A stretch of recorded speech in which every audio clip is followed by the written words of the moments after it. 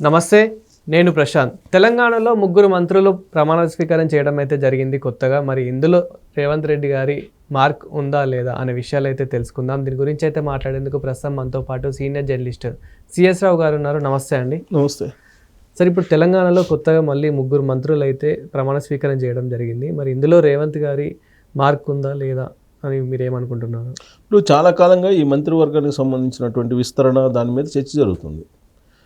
దాదాపుగా ఎంపీ ఎన్నికలు 2024లో జరిగిన లోక్సభ ఎన్నికల అప్పటి నుంచి ఈ మంత్రివర్గం మీద చర్చ జరుగుతూనే ఉంది. దాదాపుగా సంవత్సరం అయిపోయింది ప్రభుత్వం ఏర్పడి. అయినా కానీ ఈ మంత్రివర్గం సంబంధించినటువంటి ఖాళీలను పూర్తి చేయలేకపోయారు. 6 ఖాళీలు ఉన్నాయి. మొత్తం 12 మంది మంత్రులతోటి క్యాబినెట్ ఏర్పాటు చేసుకున్నారు రేవంత్ రెడ్డి గారు తొలి రోజుల్లో. అదే కంటిన్యూ అవుతుంది ఇప్పుడు కూడా. ఆయన దగ్గర కీలకమైనటువంటి శాఖలు ఉన్నాయి. హోంశాఖ, విద్యాశాఖ, మున్సిపల్ శాఖ, ఇవన్నీ ఆయన దగ్గర కీలకమైనటువంటి శాఖలన్నీ ఉన్నాయి ఆయన దగ్గరే. ఇప్పుడు ఎలక్షన్స్, లోక్సభ ఎలక్షన్స్ అయిపోయినాయి. మళ్ళీ ఇప్పుడు స్థానిక సంస్థల ఎన్నికలకు సిద్ధమవుతున్నారు. అయినా కానీ ఈ క్యాబినెట్కి సంబంధించినటువంటి ఖాళీలను పూర్తి చేయాలి. ఖాళీలు ఇంకా 6 ఉన్నాయి. 6లో 3 తాజాగా ఫిలప్ చేశారు. ఈ 3 ఫిలప్ చేయడానికి కూడా చాలా టైం తీసుకున్నారు. అంత టైం ఎందుకు పట్టింది అని అంటే, రేవంత్ రెడ్డి గారు వర్సెస్ క్యాబినెట్లో ఉండేటువంటి సీనియర్లు, లేదంటే కాంగ్రెస్లో ఉండే సీనియర్లు అన్నట్టుగా నడిచింది. అధిష్టానం కూడా రేవంత్ రెడ్డి గారిని అనేక సందర్భాల్లో పిలిచి మాట్లాడటం ఇవన్నీ జరిగినాయి. రకరకాల భిన్నమైనటువంటి వర్షన్స్ ఉన్న కారణంగా క్యాబినెట్లో ఖాళీ ఉన్న 6 స్థానాలని పూర్తి చేయలేకపోయారు. సరే, ఎట్టకేలకు 3 నియమించారు. ఎవరెవరు 3 అని అంటే, వివేక్, గడ్డం వివేక్, అలాగే అడ్లూరి లక్ష్మణ్తో పాటు 3వ అతను శ్రీహరి, వీళ్ళని నియమించారు. అంటే ఒక ఎస్సీ మాల, ఎస్సీ మాదిగా, బీసీ, ఇది సామాజిక ఈక్వేషన్ తీసుకున్నారు. 3 తీసుకున్నారు. ఇంకా 3 ఖాళీలు ఉన్నాయి. సో రేవంత్ రెడ్డి గారి మార్కు ఈ 3 నియామకంలో ఉందా అని అంటే, ఉంది అని చెప్పొచ్చు, లేదని చెప్పొచ్చు. ఎలా అంటారా, ఇప్పుడు గడ్డం వివేక్ పార్టీలో చేరేటప్పుడు ఆయనకి అధిష్టానం ఇచ్చింది హామీ, మంత్రివర్గంలో మీకు మంత్రి అవకాశం ఇస్తాం గెలిస్తే అని, ప్రాధాన్యత ఇస్తామని చెప్పి. అంటే అధిష్టానం కోటాలో గడ్డం వివేక్కి మంత్రి పదవి వచ్చేసింది. ఇక అడ్లూరి లక్ష్మణ్కి ఎట్టొచ్చింది అసలు ఆ పేరే ప్రాతిపదికగా లేదు, ఎక్కడా లేదు. మరి అతనికి ఎట్టొచ్చింది అని అంటే, మీనాక్షి నటరాజన్ గారు కాంగ్రెస్ పార్టీ తెలంగాణ ఇన్ఛార్జ్గా ఇక్కడ ఉన్నారు. ఆవిడ వచ్చిన తర్వాత ఈక్వేషన్స్ అన్నీ మారిపోయాయి. కాంగ్రెస్ పార్టీకి కట్టుబడి ఎవరున్నారు, సామాజిక ఈక్వేషన్ పాటిస్తున్నాం లేదా, సామాజిక ఈక్వేషన్ ఖచ్చితంగా పాటించాలనేటువంటి ఈక్వేషన్లో బహుశా ఆవిడ నుంచి ఆ పేరు వెళ్ళి ఉండొచ్చు అధిష్టానానికి. అధిష్టానం ఆమోద ముద్ర వేసింది. ఇవాళ అధిష్టానం మీనాక్షి నటరాజన్ గారిని నమ్ముతూ ఉంది, రేవంత్ రెడ్డి గారిని దూరంగా పెడుతుంది అనేటువంటిది కాంగ్రెస్ పార్టీలో చాలా బలంగా వెళ్ళినటువంటి మెసేజ్. ఎందుకంటే రీసెంట్గా పిసిసి అధ్యక్షుడిగా ఉన్నటువంటి మహేష్ కుమార్ గౌడ్ గారు, అలాగే రేవంత్ రెడ్డి గారు ఢిల్లీ వెళ్తే, రాహుల్ గాంధీ గారు దాదాపు గంట సేపు మహేష్ కుమార్ గౌడ్ గారితో మాట్లాడి రేవంత్ రెడ్డి గారికి అపాయింట్మెంట్ కూడా ఇవ్వలేదు అనేది కాంగ్రెస్ పార్టీలో చెప్పుకుంటున్నటువంటి మాటలు. ఇవాళ మళ్ళీ ఢిల్లీ వెళ్తున్నారు రేవంత్ రెడ్డి గారు. ఈ 3 మంత్రుల ప్రమాణ స్వీకారం అయిపోయింది కదా, అయిపోయిన తర్వాత ఢిల్లీ వెళ్తున్నారు. ఢిల్లీ ఎందుకు వెళ్తున్నారు, అసలు ఈ 3 మంత్రులకి ఏమేమి పోర్ట్ఫోలియోస్ ఇవ్వాలి, ఏం శాఖలు ఇవ్వాలి అనే దాని మీద చర్చించడానికి వెళ్తున్నారు అని చెప్పి తెలుస్తుంది. మరి ఈసారైనా రాహుల్ గాంధీ గారు అపాయింట్మెంట్ ఇస్తారా, ఇవ్వరా ఈయనకి, లేదంటే కేసీ వేణుగోపాల్ గారిని కలిసి వెనక్కి వస్తారా అనేది ఒకటి. ఇప్పుడు వాళ్ళకి ఏ పోర్ట్ఫోలియోస్ ఇవ్వాలి అనేది కూడా అధిష్టానం నిర్ణయిస్తుంది.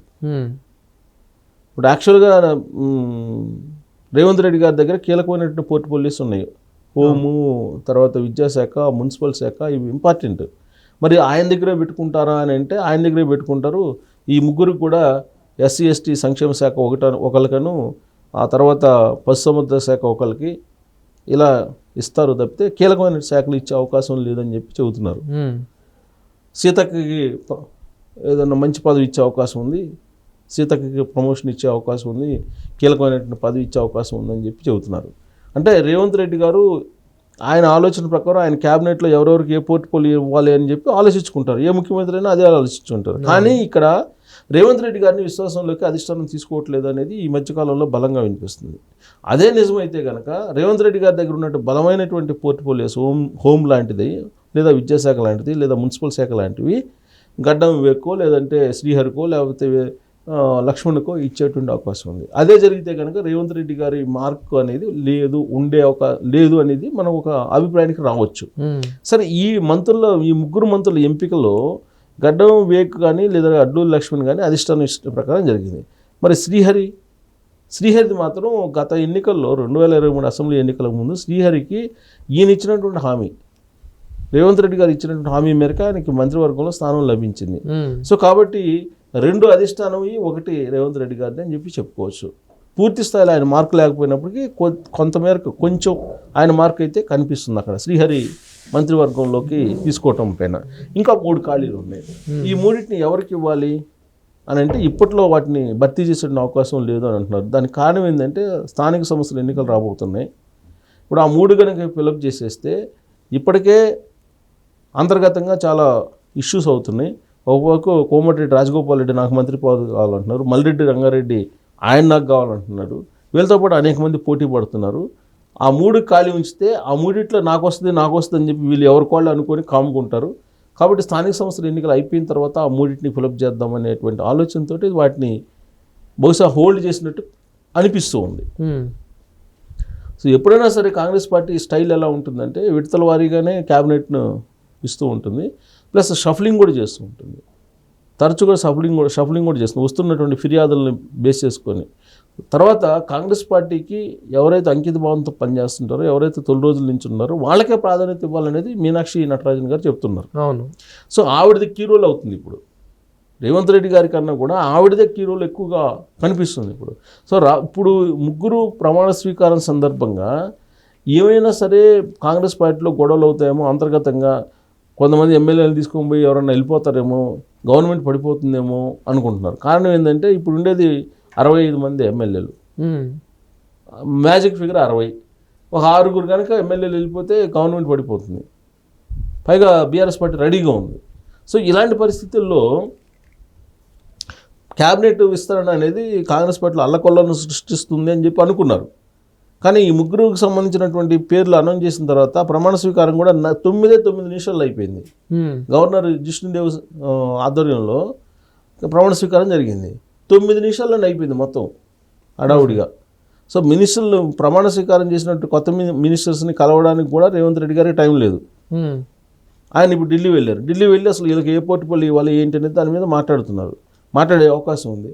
సో వాళ్ళకి కనుక కీ పోస్టులు కనుక ఇస్తే రేవంత్ రెడ్డి గారి మార్కు దాదాపుగా లేదని చెప్పి అనుకోవాలి. లేదు, ప్రయారిటీ ల్యాండ్, పశుసంవర్ధక శాఖ, యువజన శాఖ, ఎస్సీ ఎస్టీ సంక్షేమ శాఖలు ఇవి కనుక ఇస్తే కనుక వాళ్ళకి ఈయన పోర్టుపోలేసి ఈయన దగ్గర ఉంటుకునే కీలకమైనటువంటి వాటిని ఈయన దగ్గర ఉంచుకుంటే కనుక ఈయన మార్క్ ఇంకా కొనసాగుతుంది అని చెప్పి అనుకోవాలి. లేదంటే మాత్రం ఈయన మార్క్ ఏమి లేదు, అంత మీనాక్షి నటరాజన్ గారు నడిపిస్తున్నారు, అధిష్టానం నడిపిస్తుందని చెప్పి భావించాలి మనం. విజయశాంతి గారి పరిస్థితి ఏంటి? నెక్స్ట్ 3 ఉన్నాయి కదా, ఇంకా 3 ఉన్నాయి.